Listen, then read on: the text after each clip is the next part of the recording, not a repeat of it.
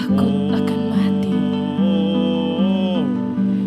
Mungkin luka mesti menganga, biar terlihat sakitnya oleh angin malam yang lebih suka menjemburi kaki bulan.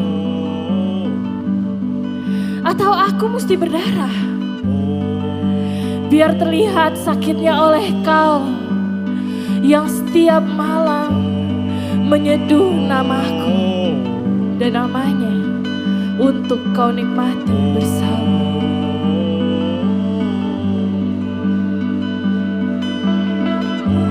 Kau tahu,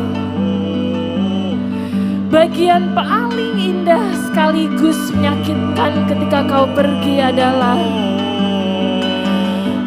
ketika rindu mulai berlari kencang. Bahkan sebelum sempat aba ini selesai. Ketika rindu mulai berlari kencang, bahkan sebelum sempat aba ini selesai.